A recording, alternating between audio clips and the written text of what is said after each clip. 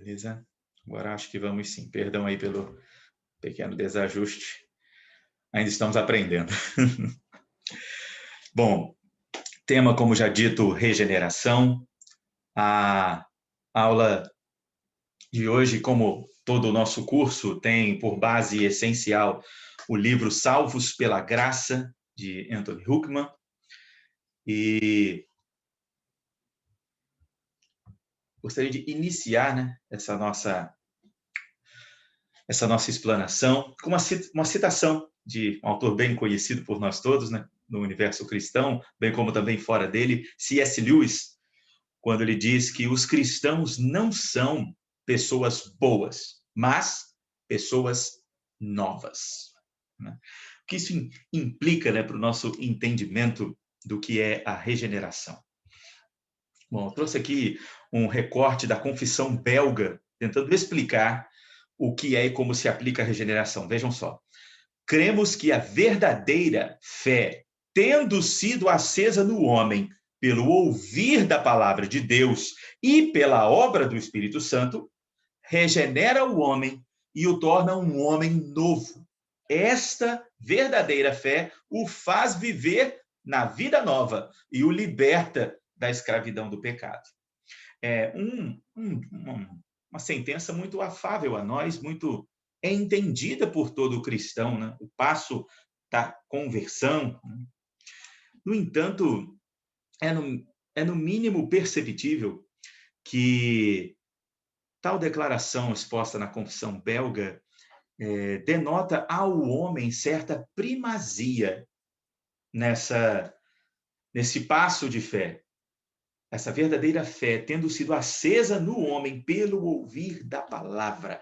É como se a própria palavra, a própria pregação, fosse uma ignição de todas as coisas, de todo o sentimento de fé, de toda a condição regeneradora do homem.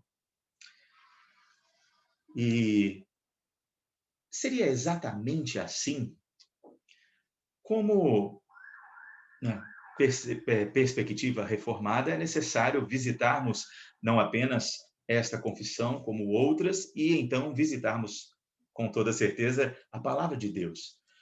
Trouxe também sobre a regeneração alguns dizeres dos cânones de Dort.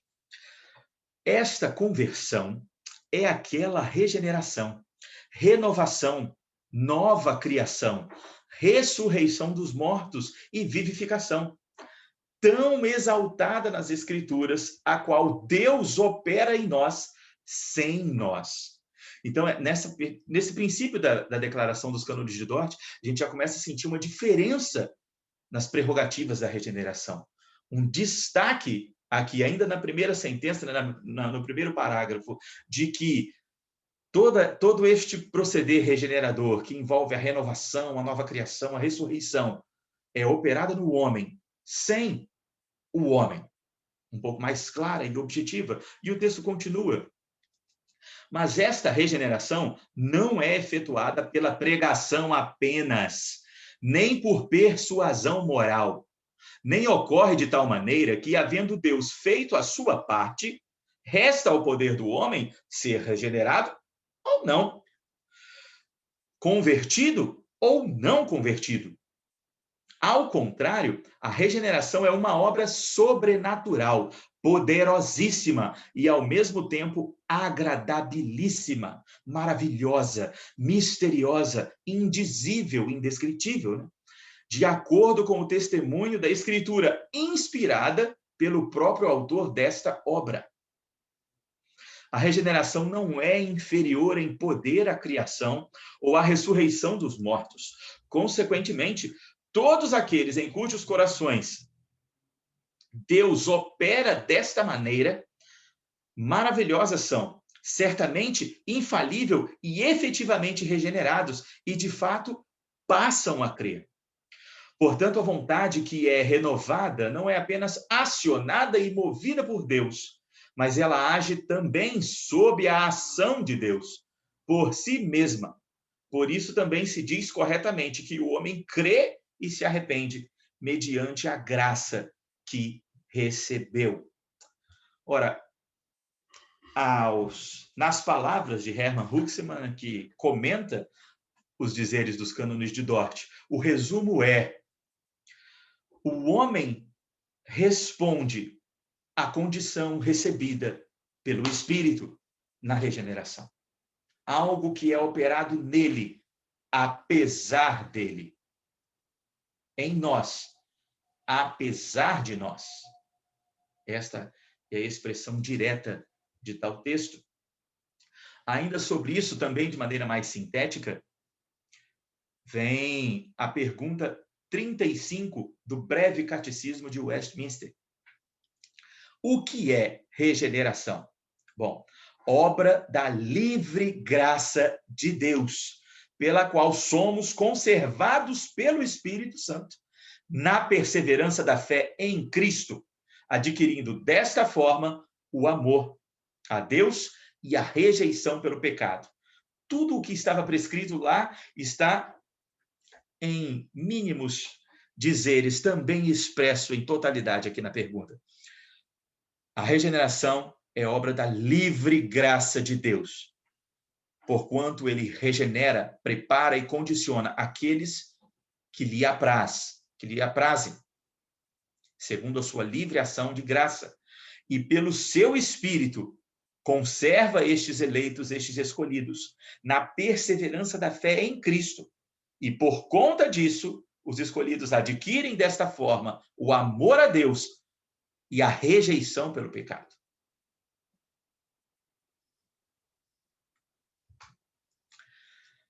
É claro que isso sempre nos foi bem entendido.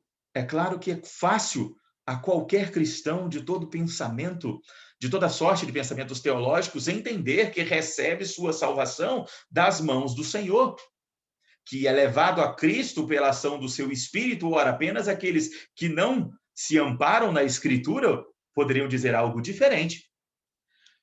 E os cânones de Dort, em constante resposta a certo pensamento, seu tempo o arminianismo, resistia a certo também desentendimento dos princípios da fé, utilizando-se a própria Bíblia, utilizando-se das estruturas da reforma calvinista, sintetizando tais estruturas nos 5 pontos do calvinismo.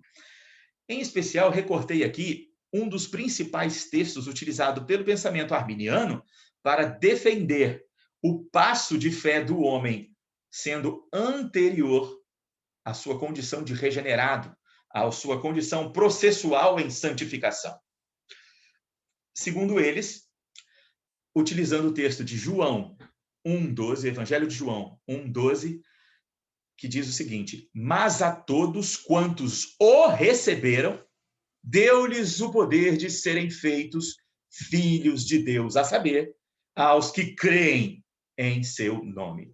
Então, segundo na perspectiva arminiana, este texto declara que todos os que receberam, todos os que creram no seu nome, receberam o poder e a condição de serem feitos filhos de Deus. Logo, utilizando essas palavras neste texto bíblico, o homem creu, o homem recebeu, e por isso foi feito filho de Deus.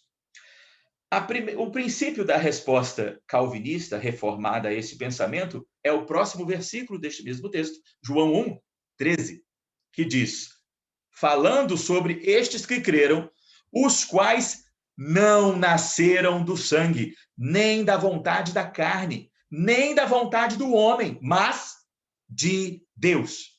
Ou seja, o próprio apóstolo completa em contexto e enredo os seus primeiros dizeres. Estes que receberam, estes que creram e foram nisso feitos filhos de Deus, não creram na sua própria vontade, por sua própria vontade. Não creram pela vontade da carne, pela mera vontade do homem, mas apenas pela vontade de Deus. Logo, isto principia na ordem da salvação.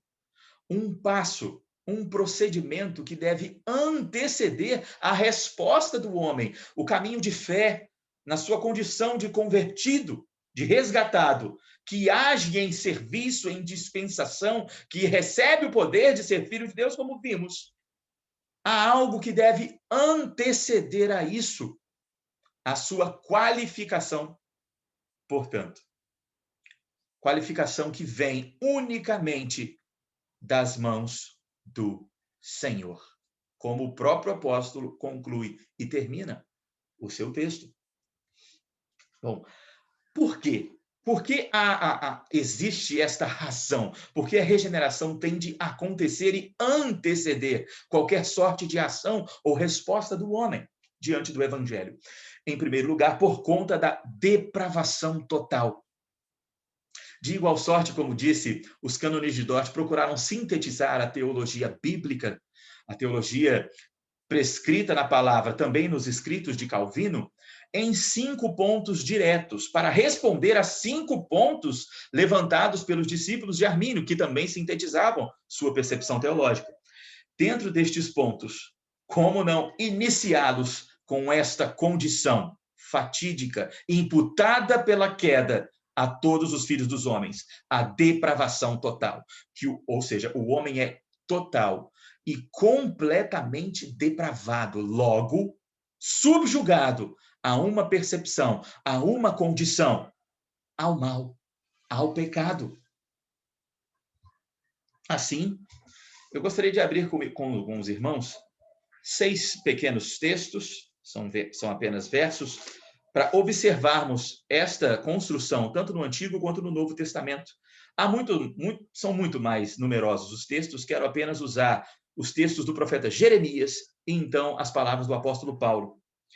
Abra sua Bíblia, então, comigo, no texto do profeta Jeremias, no capítulo 17, verso 9, que ele diz: enganoso é o coração, mais do que todas as coisas, e desesperadamente corrupto. Quem o conhecerá? A própria palavra aqui traduzida por desesperado, no hebraico, ganha inclusive uma conotação um tanto mais ampla, é aquele que está com a mão nos próprios olhos, que por suas ações cega a sua visão, não vê o que faz, não percebe o que faz, não tem controle ou domínio do que está fazendo, mas se lança em fazê-lo. É uma expressão que junta numa nova palavra raízes de muitas outras, né? Como a raiz mão, visão, vontade, fôlego, desejo, né? Formando em anagrama uma nova expressão. Ou seja, é intenso, inexplicável e completamente cego o caminho do homem em seu próprio coração, desvairado, perdido. Não há como perscrutar isso. O homem está fadado a esta condição. Ainda Jeremias, no capítulo 13, no verso 23, diz assim: pode acaso o etíope mudar a sua pele, ou o leopardo as suas manchas? Então poderíeis fazer o bem, estando acostumados a fazer o mal? A palavra acostumados aqui não é simplesmente porque se admitiu um costume. A palavra acostumado está mais ligado ao que é cotidiano, ao que é natural, ao que é costumeiro neste sentido. Então, por isso o exemplo de antes é tão marcante. Pode um animal mudar a sua condição física, mudar a sua própria natureza? Não pode. Logo, também não pode o homem mudar aquilo que lhe é natural, aquilo que lhe é cotidiano, aquilo que faz parte dele. Essa é a intensidade da acusação do profeta a este povo de Deus, que quer entender, inclusive, a lei do Senhor, o povo que é feito aqui povo de Deus, segundo a sua pessoal perspectiva, segundo os olhos que olham para o seu próprio coração, que respondem ao seu desejo. E por isso, nisso, são escravos. Mas o profeta Jeremias traz ainda uma conclusão a tudo isso.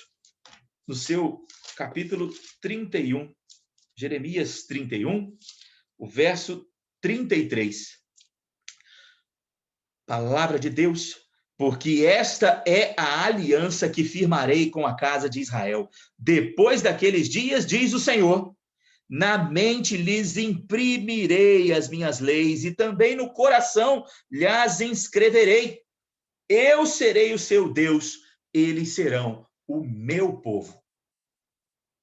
Ora, Deus anuncia que estes que não podem mudar a sua própria natureza, que estão cegos dentro do seu próprio coração, o Senhor diz que é Ele quem vai inscrever as suas leis, que é Ele que vai renová-los, que é Ele que vai dignificá-los, e esta é a aliança que o Senhor faz com os filhos de Israel, porquanto expande e promulga este direito aos gentios, segundo declara Isaías, que assim faria o Messias.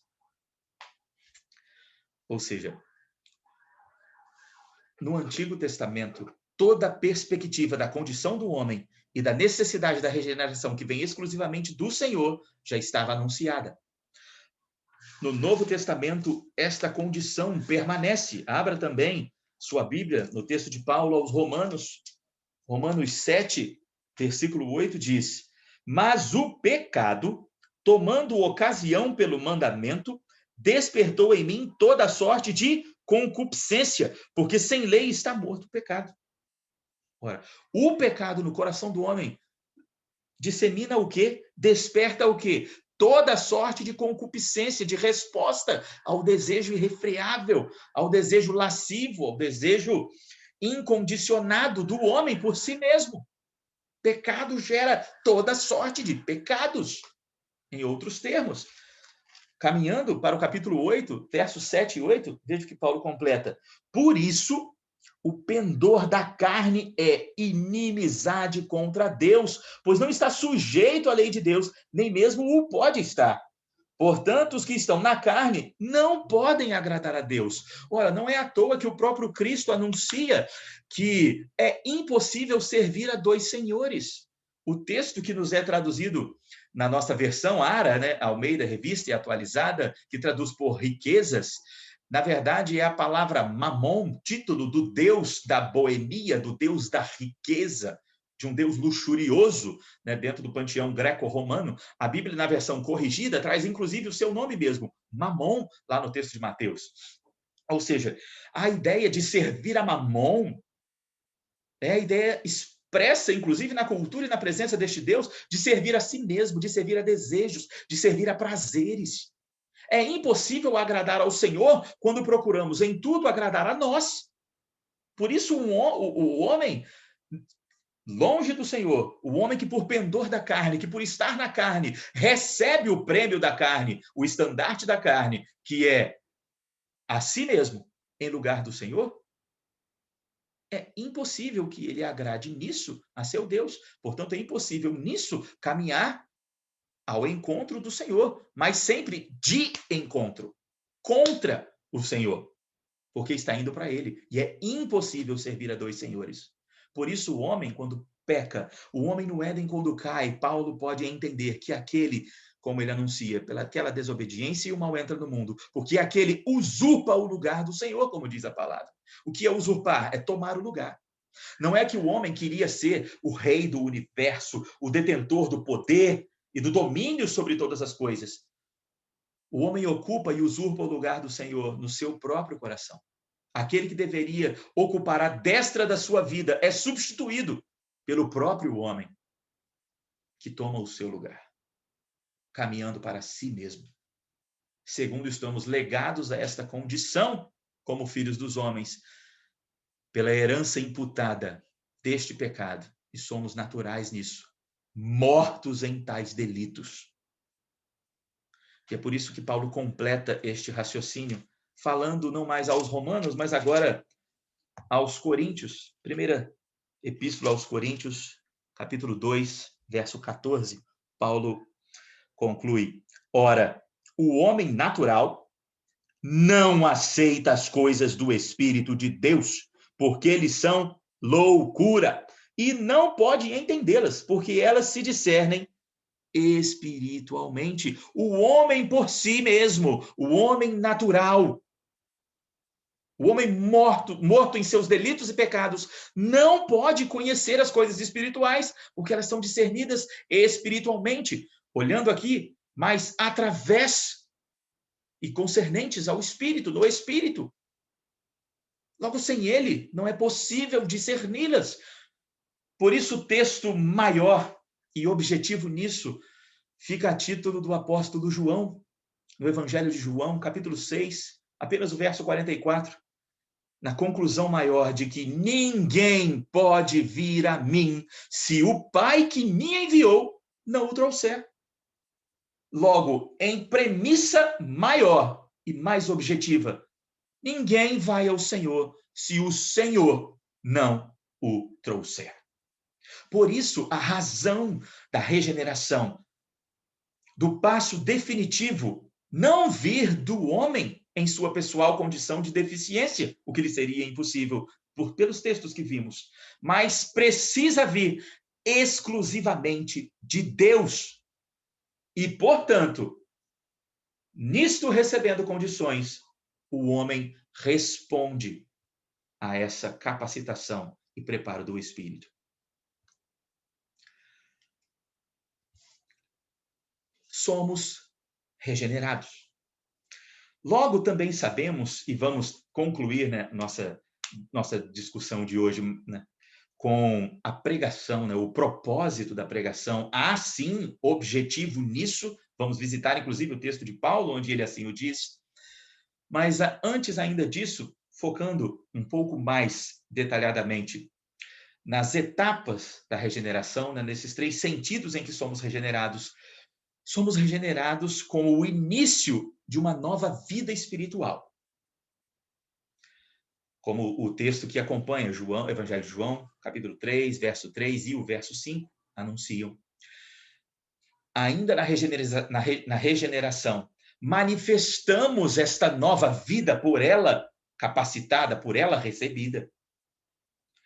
E esta manifestação, que se dá através da conversão, da santificação, da nossa perseverança e comunhão, da nossa progressão no caminho da fé, ela promove também, por ação deste mesmo Espírito, a restauração de toda a vida, como o texto de Mateus 19 também vem trazer. Não apenas eles, eu coloco apenas alguns textos mais objetivos, mas são muito mais referências possíveis. Aqueles irmãos que quiserem mais referências podem entrar em contato, a gente vai passando mesmo, sem nenhum problema. Mas o propósito de todos estes pontos que propõem a regeneração é a restauração de toda a criação, na plena união nossa com Cristo, na glorificação nele, que vai promover sentido para todas as coisas, propósito para todas as coisas. Então, nestes 3 aspectos, a regeneração, vamos dizer, aciona a vida do crente, na vida do crente, para a vida do crente em Cristo. Então, nessa perspectiva, a gente pode definir, né, entre etapas, como vimos que há sim uma resposta do homem, é claro, há o passo de fé, há esse caminho, mas ele está ligado a outras coisas, então vamos instituir, né, essas outras etapas, esses outros passos. A salvação, e todos cremos nisso, é incondicional, logo, não tem condições. Então, a salvação é pela graça, nós não merecemos, não podemos comprar, sabemos de tudo isso. Não lançamos mão dela, pois sabemos que estamos mortos nos delitos. Logo, recebemos vida, recebemos a ação do Senhor. Por isso a declaração de C.S. Lewis, quando diz e lemos, não somos pessoas boas, não, somos pessoas novas. Todo aquele homem destituído em si mesmo no pecado, o velho homem é eliminado, um novo nasce, exclusivo da ação do Espírito. Então, em primeiro lugar, a salvação é completamente incondicional, não há condições. E quando os eleitos, quando os escolhidos recebem a ação regeneradora do Espírito do Senhor, que é completamente incondicional, fruto da sua livre graça, como também lemos, ele não pode resisti-la. Ela é infalível.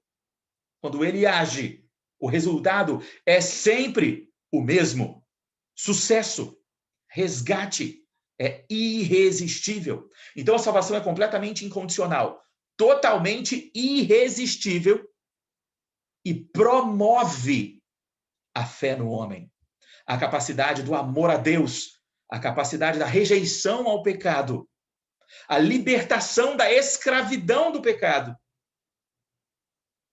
E esta promoção de fé que vem do Espírito de maneira irresistível e totalmente incondicional, gera no homem potências para uma resposta condicional.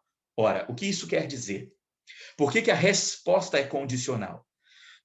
Porque não há ocasião onde o homem não responda, tendo ele sido resgatado pela graça irresistível em salvação incondicional. Em outras palavras, quando o homem regenerado tem no seu coração, pelo Espírito, promovido o seu passo de fé para que ele possa responder, ele sempre responde. Então, a salvação é incondicional, mas ao mesmo tempo sempre promove uma resposta condicional. Mesmo que pela palavra já saibamos que toda a condição da santificação e da vida do crente é uma mão de via dupla, porque caminham nela o homem e o Espírito, que age no homem, através do homem, apesar do homem, mantendo-o firme e perseverante, porquanto, de maneira irresistível na promoção de sua fé, consequentemente, ele responde condicionalmente em projeção, serviço, dedicação, disposição e, principalmente, em abnegação.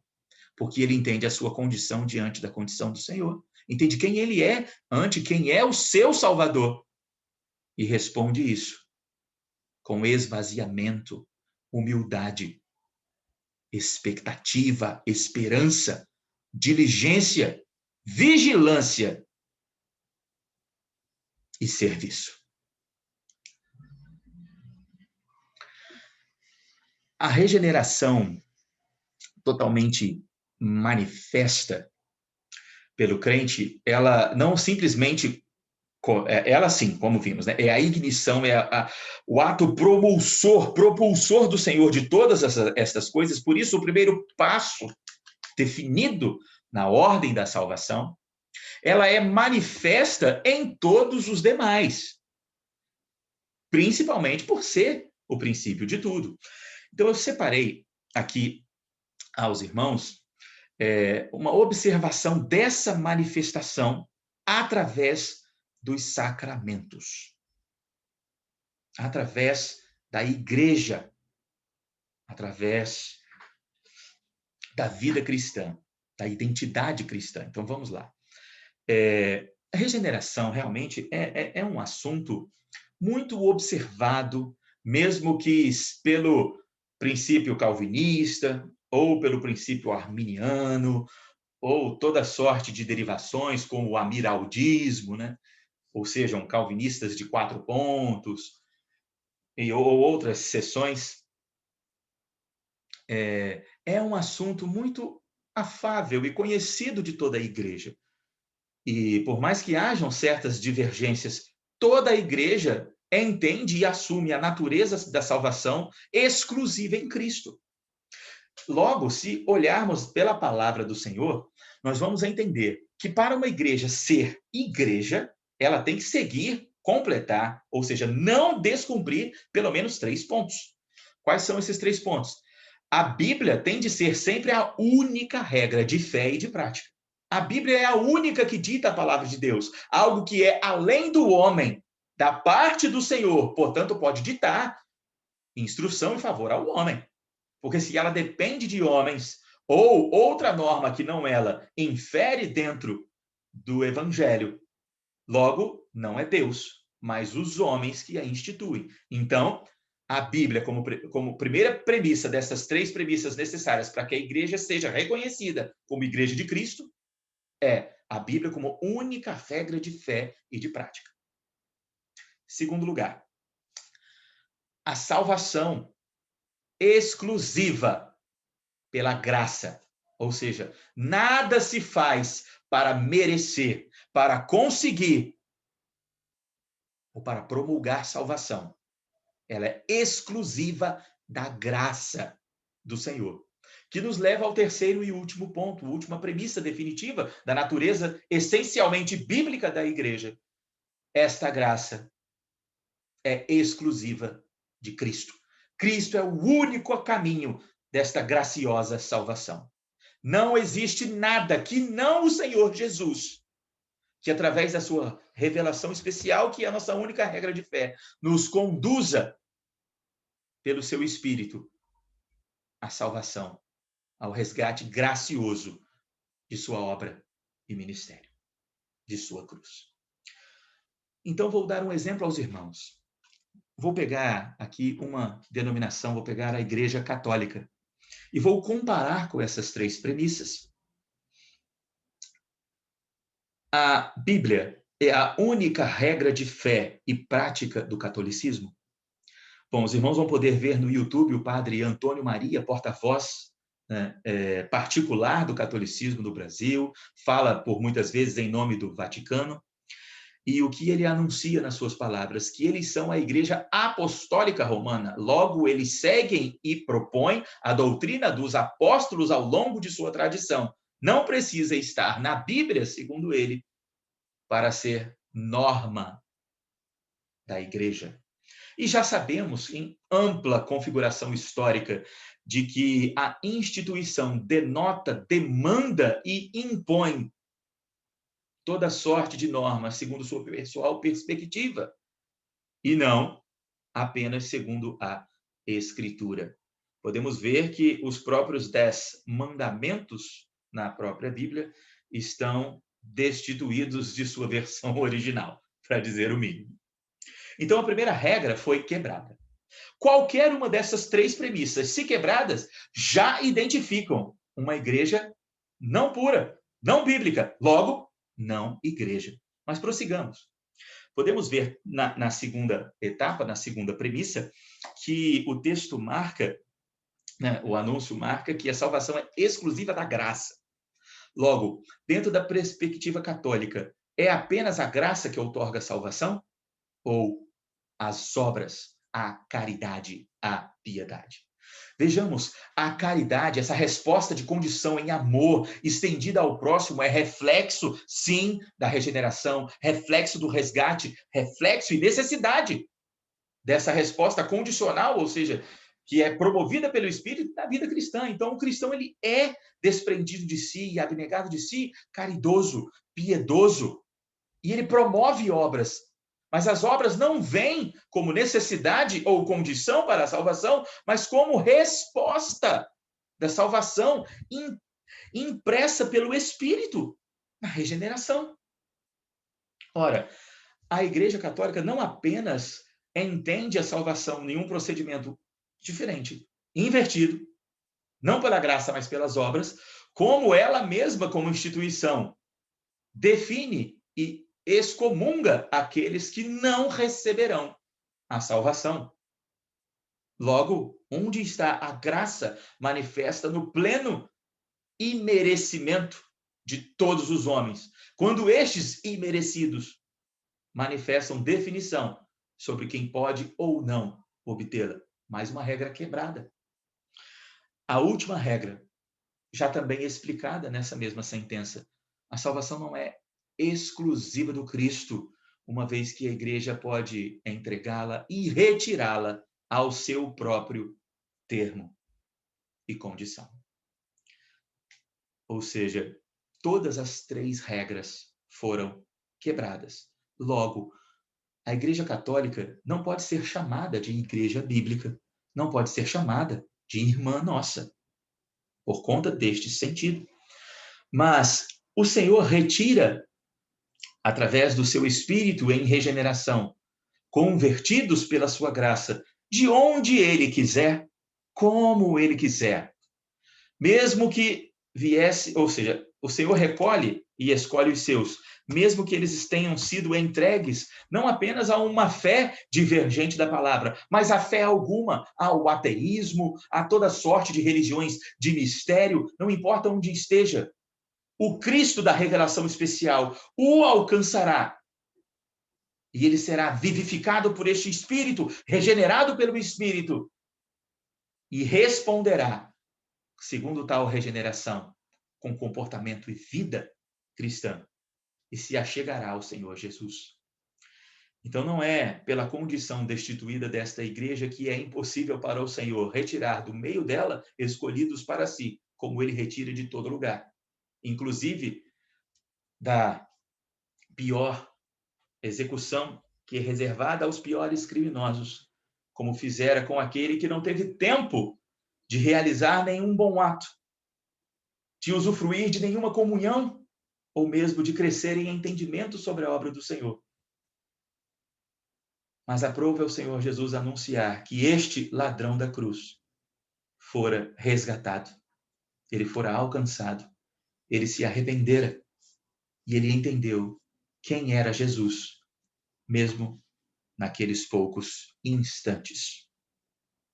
Ou seja, através dessas três premissas, nós identificamos o que é o necessário para ser uma igreja, segundo anúncios da própria palavra. Além dessas três premissas, a igreja expressa essas três determinantes normas através do seu sacramento. Na última aula que tive aqui com os irmãos, eu também falei um pouquinho sobre sacramento, né? E para falar sobre aliança, falei sobre matrimônio, né? Quem estava presente vai se recordar disso. E a aliança, como dissemos rapidamente naquele dia, possui 5 pontos, né? 5 elementos que lhes são essenciais. Bom, o primeiro desses elementos, para que uma aliança com Deus seja reconhecida, é que essas duas partes que fazem um acordo, que fazem um contrato, sejam um representante, um homem, e o próprio Deus. Duas partes contratantes, duas partes que fazem um acordo, um contrato. Logo após essa primeira etapa, vem a segunda etapa, que é uma promessa. Ou seja, que uma promessa que vem da parte de Deus para os homens, e os homens devem responder a esta promessa cumprindo uma condição, logo a terceira etapa. Condição. Então, duas partes contratantes, uma promessa, uma condição. A quarta parte, uma punição, caso a condição não seja cumprida. E a última e quinta parte, um sacramento. Nós falamos que um sacramento é um sinal visível da promessa invisível, logo da graça invisível manifesta na promessa. Então, quando Deus promete ao homem vida eterna, ele coloca algo visível que faça o homem entender o que é viver para sempre, ou como é aplicada a vida para sempre. Ele coloca no jardim a árvore da vida. Já vimos isso. Creio que apenas essa explicação rápida já traga os termos necessários que precisamos para trabalhar um pouco mais com sacramentos. Logo, um sacramento é um sinal, em primeiro lugar, visível, né? Tateável, inteligível, da graça e da promessa invisível. E, ao mesmo tempo, ele é um selo daquela promessa. Ou seja, sinal e selo.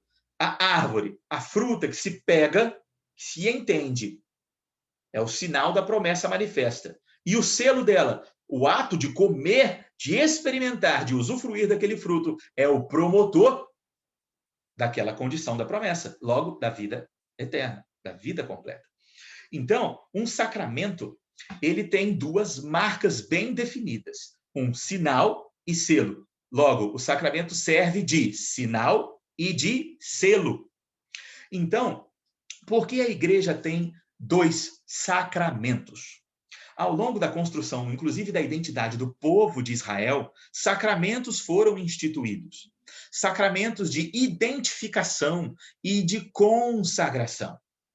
Sacramento de comunhão e de edificação. Por que a gente está falando de regeneração e chega em sacramento? Bom, no batismo e na ceia do Senhor, na Eucaristia, né, nós manifestamos em sinal e selo a nossa identificação como regenerados, a nossa consagração e separação para a vida com Cristo, porquanto regenerados fomos. Experimentamos essa regeneração na comunhão dos santos, porquanto nisso também somos edificados pelo mesmo Espírito regenerador através da santificação.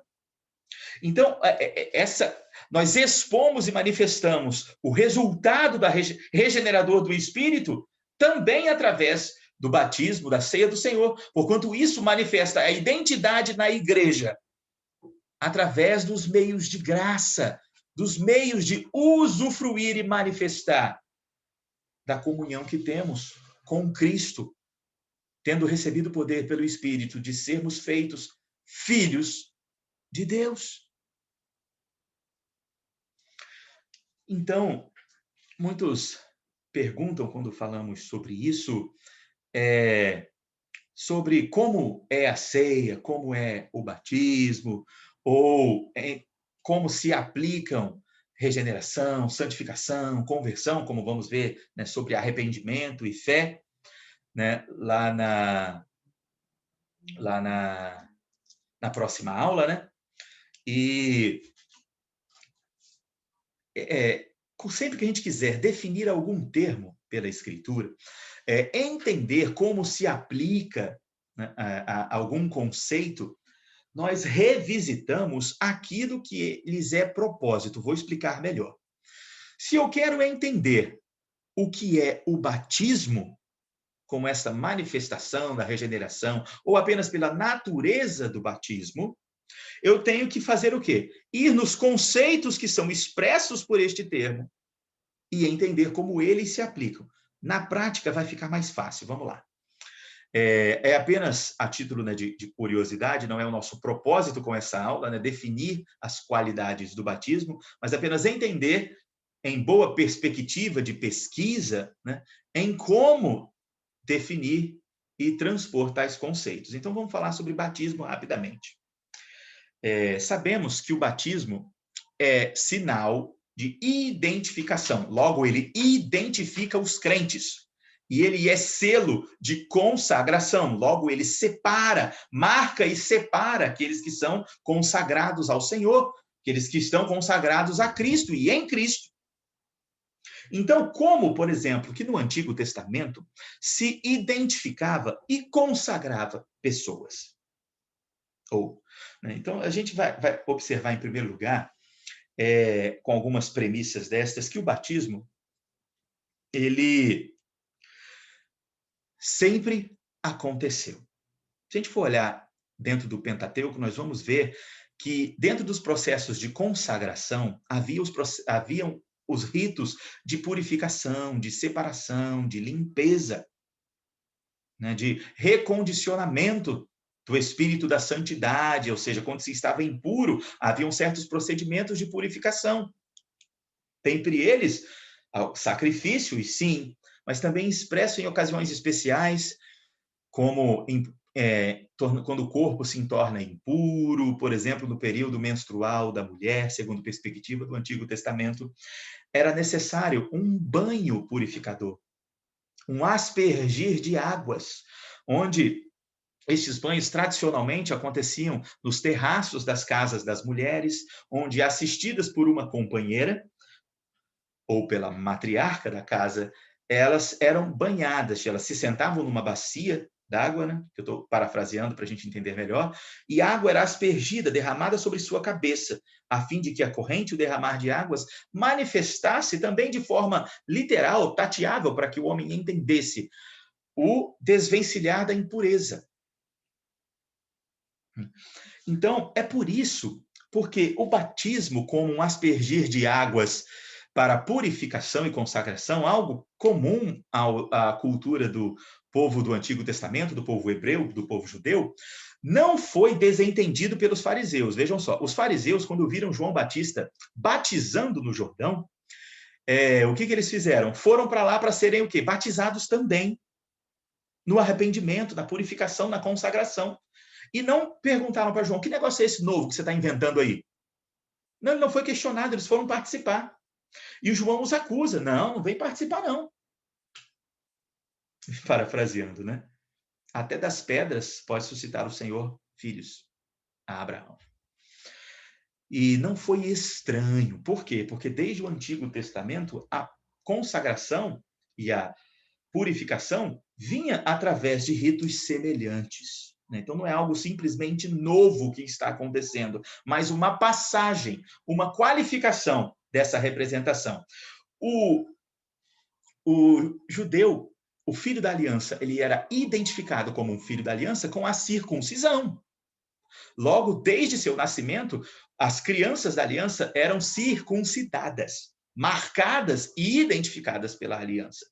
De igual sorte, cremos, como presbiterianos, que crianças, filhas da aliança, devem ser identificadas como tal, como sempre foram. Por isso, o batismo é a nova circuncisão, como anuncia o Novo Testamento. Logo, caso isso não fosse possível, um judeu convertido, um prosélito convertido, que tinha ontem seu filho como parte, como membro da aliança, agora convertido, agora entendido em Cristo, seu filho não faz mais parte da aliança porque não foi batizado? Isso não seria um problema, um desentendimento no que é a aliança e no que é o evangelho? Não seria motivo de disputa ou argumento e tensão entre os apóstolos e estes que recebiam do evangelho? Isso nunca foi um problema em nenhum aspecto ao longo de toda a história da igreja. Logo, dificilmente isso seria restrito aos adultos. Essa conclusão natural, ela também é possível e não enseja que simplesmente estes identificados já foram, por esta identificação, regenerados. Já foram, por esta identificação, convertidos ao ponto de professar o Senhor como seu Salvador, confessar o Cristo. Por isso, geralmente as crianças são identificadas, mas é em sua idade da ciência que, completamente entendidos sobre o que é o Evangelho, professam publicamente essa fé. Ou seja, o sinal é recebido, o selo é manifestado. Então, aqueles que se convertem já em maioridade são batizados e professam sua fé em mesma ocasião. Mas aqueles que nascem e ainda não têm essa condição de ciência, professam sua fé de maneira mais tardia, mas já são identificados e separados pelo sinal e pelo selo do batismo. Inclusive, se nós fôssemos ser ainda mais preciosos com o significado do batismo, a gente inclusive poderia dizer que o batismo, ou seja, a identificação e a consagração no Antigo Testamento, quando através do batismo purificador, das águas purificadoras, ele era aspergido sobre a cabeça. Quando através da sagração e identificação, através do sangue, por exemplo, se aspergiu o sangue nos umbrais para que passasse a morte, se aspergiu o sangue sobre o próprio povo para consagrá-lo, se aspergiu o sangue sobre os muros de Jerusalém para consagrá-lo, se aspergia óleo da unção sobre a cabeça dos reis e dos sacerdotes para consagrá-los. Ora, seja com água, sangue ou óleo, era sempre identificado e consagrado por aspersão. Só que isto é um símbolo, isso não é uma determinante. Por isso aceitamos, quando o batismo feito pelo Santo Espírito de Deus, como identificação e como consagração, seja na maioridade ou seja na infância bem determinada pela aliança, seja ele aspergido ou imergido, tendo ele as condições da palavra de Deus, nem nada nos infere, o aceitamos, porque isto é um símbolo, não um determinante. Não são as águas, se profundas ou se superficiais, que definem a condição de sinal e selo de toda sorte de sacramentos do batismo.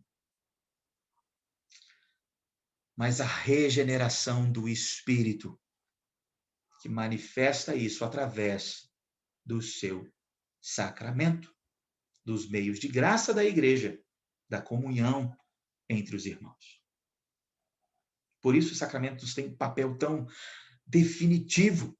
E é por isso que estamos sempre congregando juntos para manifestarmos juntos essa união, esta condição esta comunhão e edificação, oriundas da identificação e da consagração, resultado da regeneração do Espírito, apenas dele.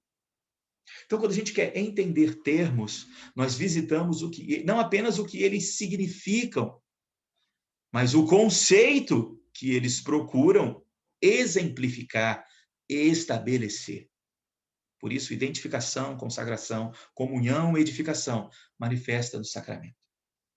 E eu caminho para o final com os irmãos, voltando à perspectiva da fé vem pelo ouvir, como Paulo anuncia aos romanos, também falando sobre o ouvir da palavra de Deus.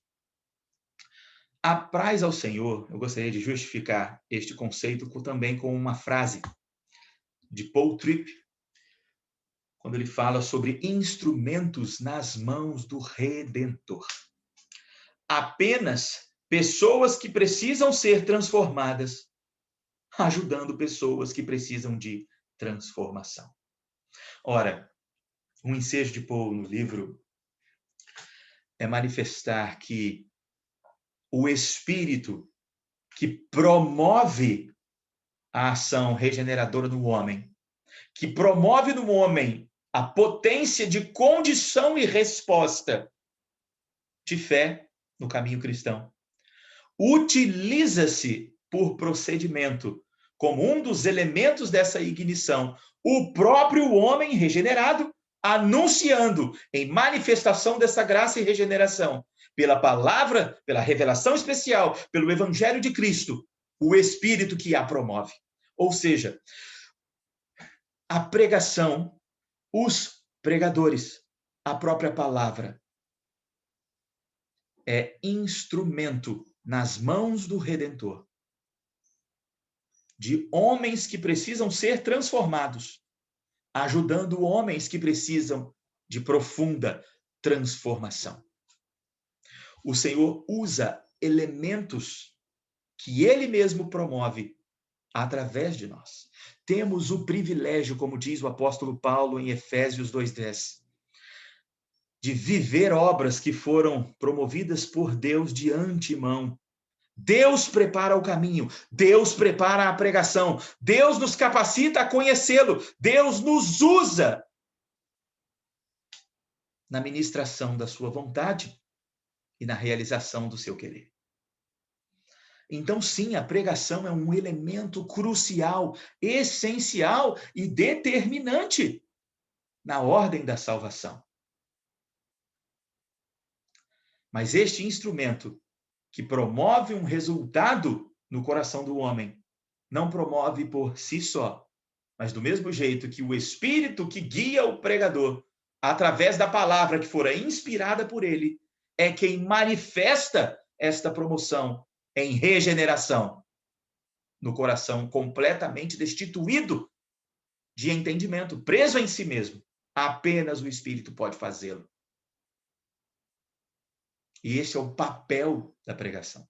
E todo homem resgatado, como vimos, de maneira irresistível, vai responder em serviço. E parte desse serviço é pregação, proclamação, testemunho da verdade que o resgatou.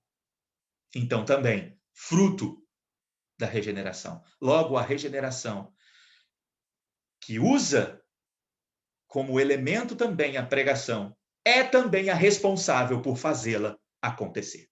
Então, em toda proponência, o Espírito tem profunda primazia. Deus Pai é quem envia, Deus Filho é o enviado, e o Deus Espírito Santo implica isso em nosso coração, nos dando condições de usufruir de tão grande salvação, de tão maravilhosa ação e tamanho renovo e condição de vida, pois antes não havia vida alguma, apenas em Cristo agora há. E unidos nele, nos unindo a ele em santificação, experimentaremos a completa consumação da regeneração na glorificação e viveremos a restauração de todas as coisas, onde tudo se torna digno na dignidade de Cristo, expressa em nós, através de nós, e como podemos ver em todo dia da nossa vida, apesar de nós. Que o Senhor nos abençoe, que seu Espírito nos ilumine e a sua verdade nos aqueça, em nome de Jesus. Vamos orar? Pai de amor, na tua presença, Pai, nós nos colocamos em completa necessidade do Senhor, em total dependência, Pai, pois entregues ao pecado estamos. Mas, Pai, pelo teu Espírito, sabemos que livres da escravidão, livres, Pai, de total depravação, estamos diante do que fez o nosso Senhor Jesus. Mas ainda estamos sujeitos, Pai, ao erro e ao pecado, pois ainda caminhamos para nós. Louvamos o teu nome, Pai, porquanto o Senhor se fez conhecer a nós através do teu Espírito, mesmo totalmente indignos, por sua livre graça o Senhor nos resgatou. Pela ação completa e única do teu Espírito, nos condicionou a responder, Pai, com serviço, com entrega e com abnegação, Pai, a uma vida completamente dedicada ao Senhor. Pois se vivemos, para o Senhor vivemos. Imprima em nós, Pai, esta identidade todo dia, com a força do teu Espírito, para a glória do teu nome. E é nele que oramos. Amém.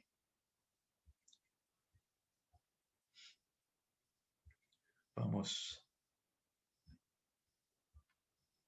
Já estamos, então, encerrando a nossa aula. E quero deixar agora um espaço aos irmãos para